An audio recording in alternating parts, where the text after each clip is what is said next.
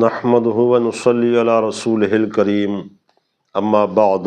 بسم اللہ الرحمن الرحیم۔ عزیزان گرامی، اللہ تبارک و تعالی نے اپنی مشیت کے ساتھ اور اپنی قدرت کاملہ کے ساتھ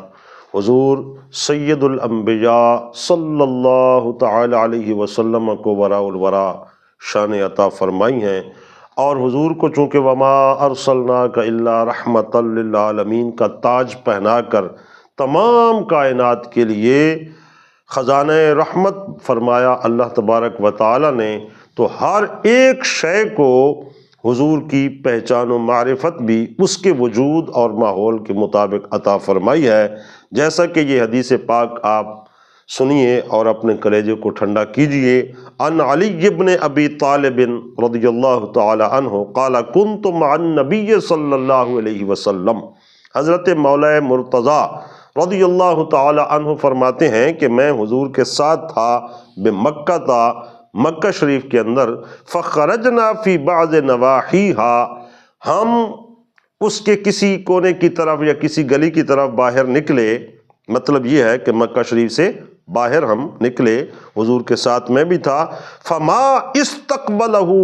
جبل ولا شجر الا وهو یقول السلام علیک یا رسول اللہ، رواہ الترمذی۔ حضرت مولا مشکل کشا رضی اللہ تعالیٰ عنہ فرماتے ہیں کہ میں حضور کے ساتھ تھا اور مکہ شریف سے باہر نکلے، اور جو بھی ہمارے سامنے کوئی پتھر آتا یا درخت آتا تو وہ سب کے سب بول اٹھتے السلام علیک یا رسول اللہ، السلام علیک یا رسول اللہ۔ تو یہ پتھر اور درخت بے جان چیزیں ہیں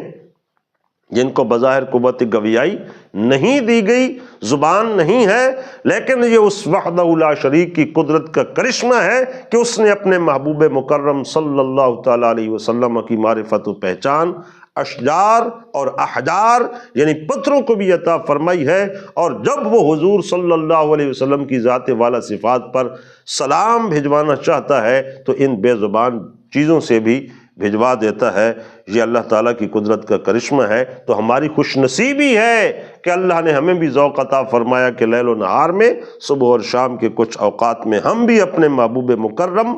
شفیع ہر دو عالم صلی اللہ تعالی علیہ وسلم، شفیع